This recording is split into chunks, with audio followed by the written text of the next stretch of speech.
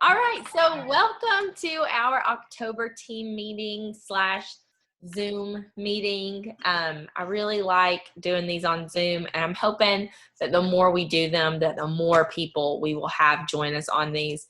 Because even though everybody has the option to listen in replay, it really is better when there are a lot of faces and a lot of voices on here. And it's not just me talking to myself. So I'm going to start off with some team recognition and some organization recognition. And if y'all are like, well, what's the difference in team and organization? This is not something that you have to memorize by any means. This is kind of shop talk for Pampered Chef, but just to kind of give you an idea. My personal team would be everyone that I have recruited and everyone that they have recruited, everybody under me. That is not a part of someone else's director team. So for example, Vicki, who's on the call, she was on my personal team, but she has recently promoted to director. And so now she's in my first generation of directors. So when I talk about personal team, I'm talking about everybody on my team who's not a director. And then when I talk about organization, I'm talking about my whole personal team plus Vicki's whole personal team. So that's kind of the difference when you hear me talk about personal team and generation. We kind of have an illustration in Pampered Chef that when you grow up and you have a family of your own, you move out of grandma's house. So in this illustration, I'm grandma. And Vicki has moved out of my house. And so she and her team, as long as they meet their mortgage payment of $5,000 in sales a month, they get to live on their own. If not, then she loses her house and has to come move back in with grandma, but that's okay. I'll take care of her till she gets back on her feet. So that's how it works here. And then I'm always looking at other children in my house who are ready to get their own house, and I want to help y'all do that. And Vicki's doing an amazing job at that, and I'm going to let her share a little bit later on about how things are going for her director team. She's doing some great things. Okay, so for our team recognition in the month of September, personal team, we have to sell $5,000 to meet our goal. We sold 8,309. So great job, personal team, people who are active that month.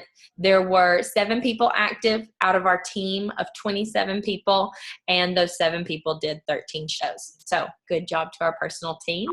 And then for our organization, we have to sell $12,000 a month to be an advanced director team. We sold 13,056. So we even exceeded that by a little bit. And that was in 24 shows with 12 people active out of our organization of 38. So I like to share those numbers with y'all because I want you to know that every single person counts when we're on a team. So if you think you don't matter because you're not selling $5,000 or $10,000 a month, that's not true. Every single active person counts. And so I appreciate so much the people who are working their business every month, no matter how big or small your sales are. Okay, so now we're going to jump into a little bit of training. So I'm going to see if I can share my screen with y'all. And well, April, can you see the screen, or are you on a phone? I'm on a phone. Ooh. I couldn't get Zoom to work on a computer last time. Okay. Maybe you and me sometime this week, we can do like a practice Zoom so that we can figure out what's going on with your computer. Okay. So you can see the stuff. And then Vicki, I know you're driving. So no worries. Even though there will be visuals, my mouth is really good at describing things. So here we go. And then Becky, you'll have to let me know if you can see stuff.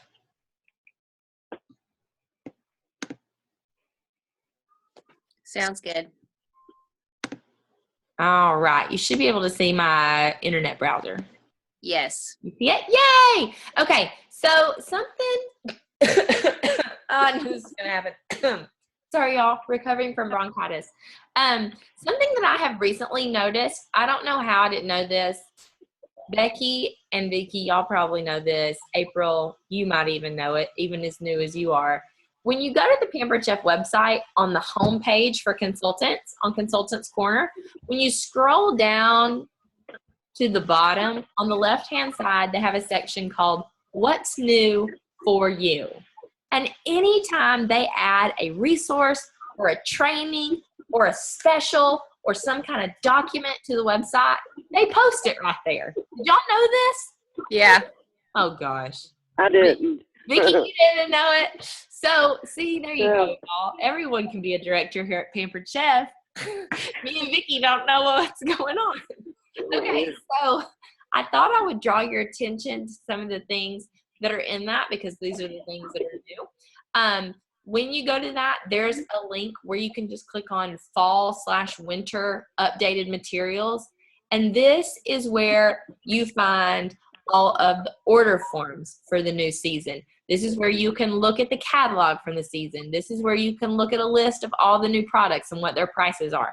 This is where you can find all the new videos of the products, all the new recipes that we have come out with for the fall season, any kind of documents that have changed and been updated. This is all in the new resources for fall and winter. So that is a really cool place to go to get new recipes to try at your shows and stuff like that. And then also, is anybody on the call using party packs? I've looked at them. I used some of the information out of them. Well, then that's using them. Yeah. Yeah. So as of right now, we have 9 party packs on the website, and we just added a 10th one. And what party packs are is they are zip files that you can click on them and download them to your computer. And they've got templates for how to do a party with this theme, lots of pictures to go with the theme, lots of recipes to go with it, videos that you can post on Facebook, pictures you can post on Facebook, invitations that you can send to people, all the word choices to use. They're really amazing. And the one that they just added is a Christmas cookie exchange party pack. So I'm very excited about that. Christmas cookie swaps are very popular in November. And hey, Tara. I just saw that Tara's popping on. So Tara, we're just talking about party packs right now. So yeah, the cookie exchange is the one that has most recently come out. And you can do these or you can do them with kids. It doesn't matter. But this is a good way to help people be interested in a party in the traditionally busy Christmas season. Because a lot of times when you're going to find that when you're asking people to host a party at Christmas time, they're going to be like, oh, I'm so busy. And they're going to be scared to book a party. And if you just leave it at that, you may find yourself in December with not a lot of shows on your calendar. October and November are amazing for shows. They should be everywhere in October and November. I had 0 shows on my October calendar last week, and all of a sudden this week I have 8. So there are tons of shows to be gotten in October and November, but December can be a little tricky. So you want to fill up October and November so that you can start booking the very beginning of December, because come on, nobody's going to have a party on December 25th. So, and maybe not even the week of. So you want to pack your December full at the beginning, and a great way to do that is with the cookie exchange. So go on to Consultants Corner. Definitely check out that cookie exchange. It is a really cool party pack that they have put together for us.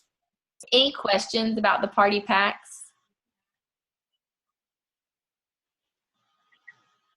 I got a question about the cookie one. Yeah. I've looked, I've glanced at it. My time's kind of crazy. Yeah. But is it you make part of them and then guests still bring some of them?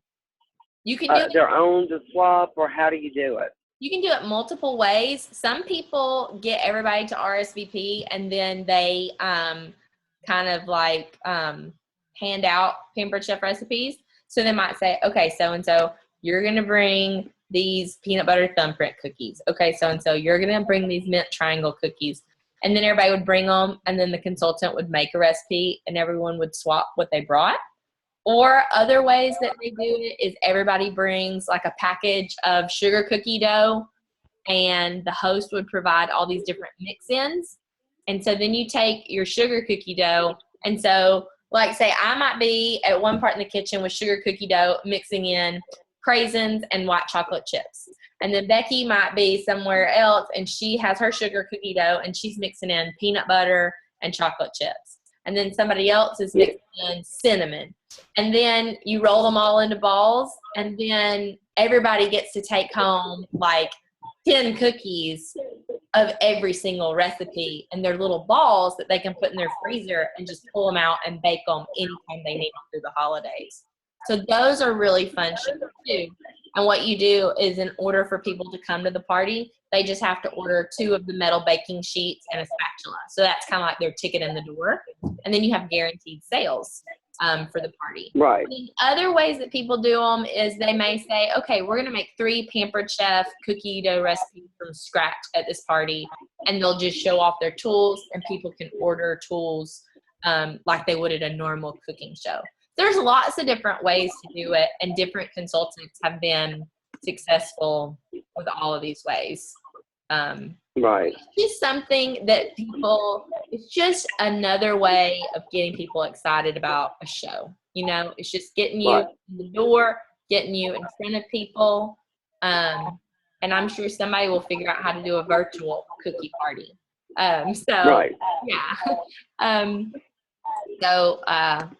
that's how the virtual cookie shows work. Anybody else? Any other questions? Okay. Also on the website now, down in that left-hand corner, like I was talking about, you can access all of the breakout sessions from National Conference. So, Vicki, I know you got to go, but April and Becky, of course, y'all didn't get to go to National Conference.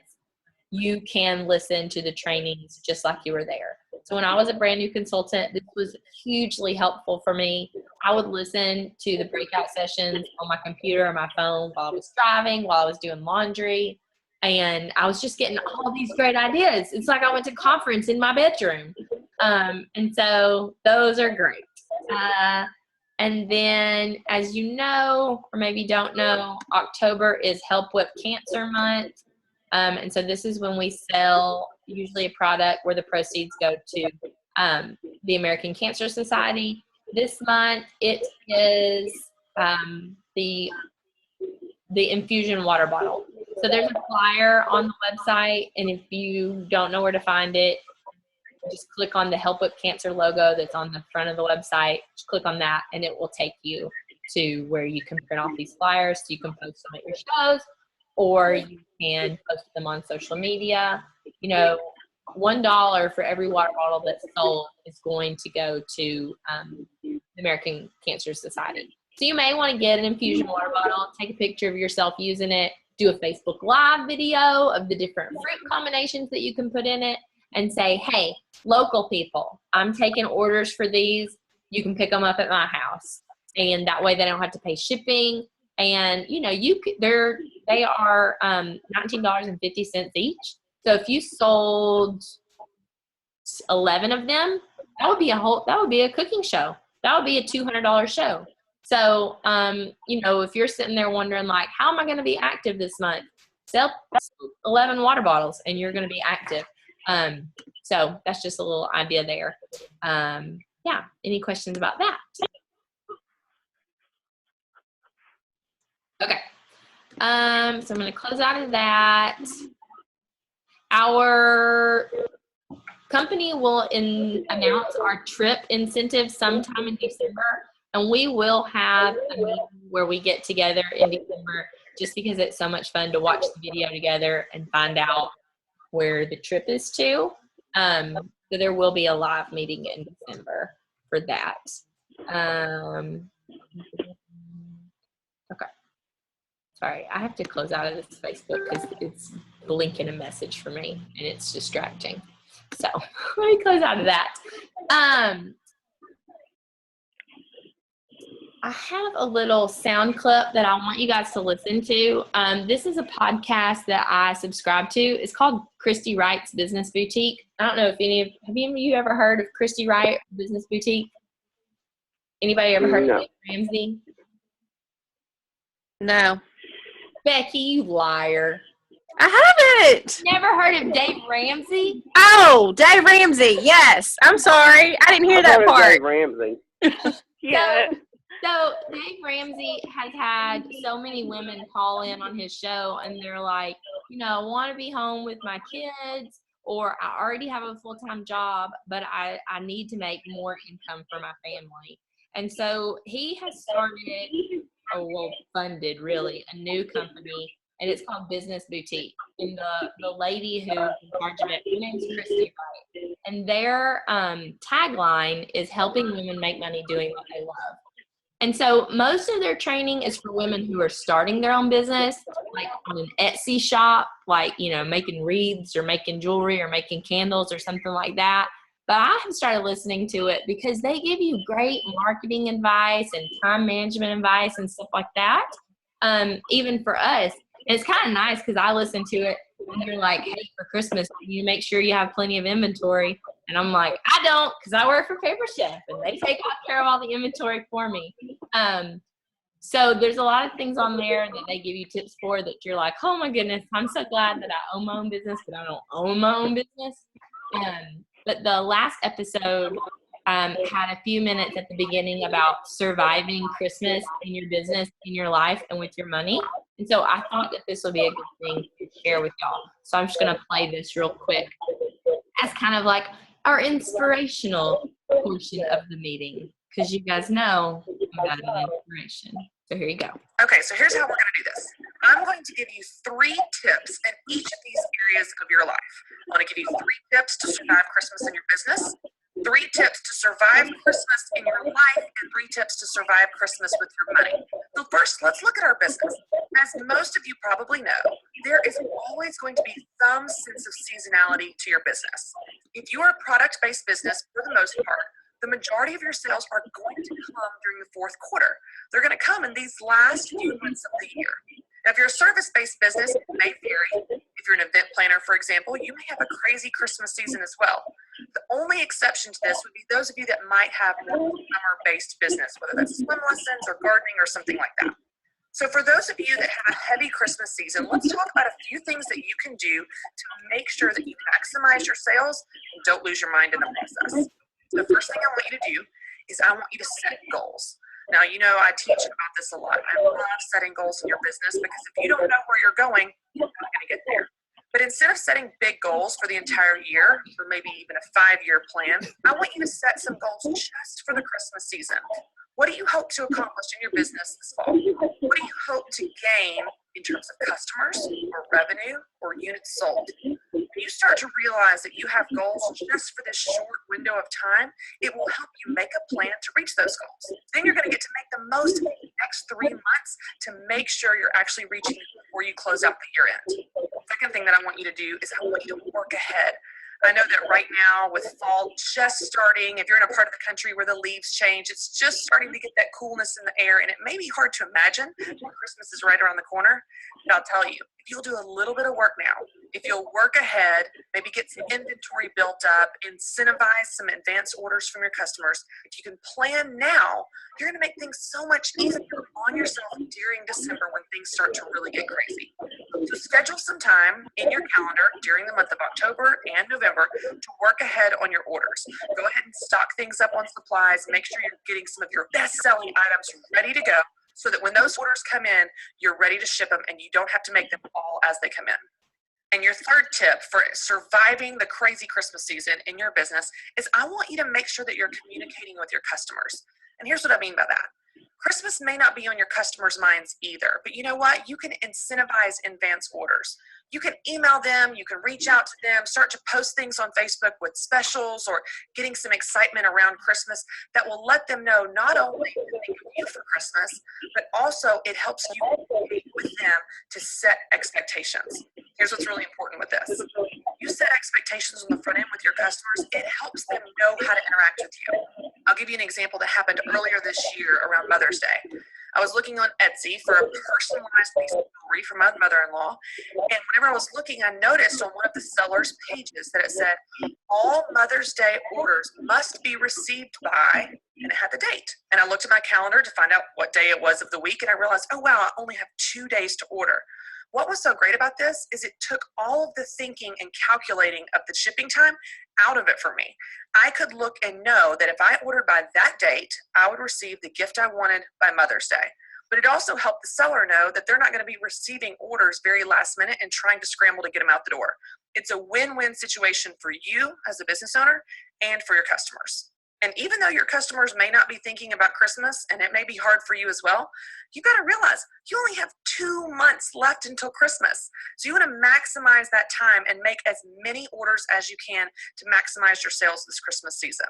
So if you'll do these 3 things, when you set goals for your Christmas season for your business, when you work ahead to try to get a head start on all of those orders that might be coming in, and when you communicate with your customers what they should expect from you from policies and shipping and dates and times, when you do those 3 things, you will significantly reduce your stress this Christmas season and get to have a life at the same time during one of the most fun seasons of the year. Now, we've talked about how to survive the crazy Christmas season in your business. Let's talk about how to survive it in your life. All right.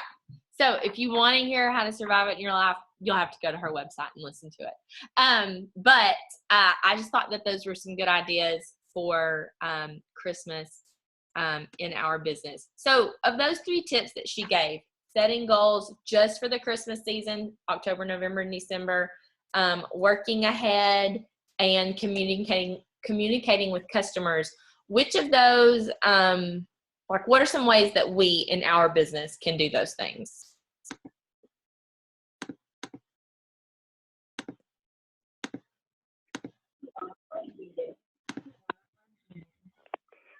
Repeat the question. Okay, so of the 3, thank you, Becky. Of the 3 things that she recommended for surviving the Christmas season in business, she said, set goals just for this short season, these 3 months of October, November, December. She mentioned working ahead, and she mentioned communicating with customers. So of those 3 things, what does that look like for us as Pampered Chef consultants? You know, we're not having to make cookie cutters to sell. And we don't have to have them on hand because Pampered Chef sells them for us. So what does working ahead look like for us? What does communicating with our customers look like for us? What kind of ideas do y'all have? I think I saw somebody do gifts for the family, those that, you know, are so hard to buy for, or just get people in the thought process of, you know, there's gifts for dad, there's gifts for mom, there's gifts for the kids, and just do maybe like an online party for that. Yeah, exactly. So yeah, helping them know like what kind of gifts we have for what, because generally when people are thinking about their Christmas gifts for children, they don't think Pampered Chef. But this year we need to make sure that they do, because we have amazing products for children that any kid would love to open up, because most kids love to cook. Because they don't have to cook dinner for their family every night. It's an adventure for kids, so they love it. So yeah, it's our job to make sure that they think of us when they're thinking about kids' gifts. Yes. Other ideas? I'm doing Christmas cards for all my hosts. Wow, all of your hosts the past year? Yeah. That is awesome, because that is something, that's part of that little communicating with customers aspect that really sets you apart from the other things that they do business with. Yeah. There's a company that I used to shop with a lot, and they would send me a Christmas card. I think that might be a problem if a big company sends you a Christmas card. I don't shop there as much anymore. But yeah, but I always was so excited about it. I'm like, oh, they sent me a Christmas card, like a personal one. So not just a coupon, like, here, come buy more from us. So yeah, that's a great idea, Vicki, to go through and send your host Christmas cards. Now, have you been keeping track of that throughout the year, or is that something you'll have to do at Christmas time? What do you think, Rika? You know me. Well, I didn't know if you had some awesome advanced strategy. Now, I have a friend. Well, I have the plans in my head, but it just didn't happen that way. Yeah. But my goal is every time I do a party, go ahead and dress the card, put it in a stack. That's what a lot of consultants do. Yeah. Like my friend Christina, she buys Christmas cards on sale in January. And then every time she does a show, when she sends the catalogs for the show or whenever she sends the thank you note after the show, which I need to get back to doing. I was doing so good at that for a while and I slacked off. But she always sends a thank you note after a show, like, thank you so much for doing the party with me. I hope you enjoy all your free goodies. I had a great time with you and your friends. She mails that. Then she also takes the Christmas card and signs it. She goes ahead and addresses it and puts a stamp on it. That way she doesn't have to address all of those in December. She doesn't have to buy stamps for all of those in December. They're just ready to go. So that is an awesome tip. And if Vicki Brown and I were plan ahead people, we would do that. But I think we like the thrill of getting it done before Christmas. In my pretend world, it's happening, but you know. Anybody else ideas for the Christmas season?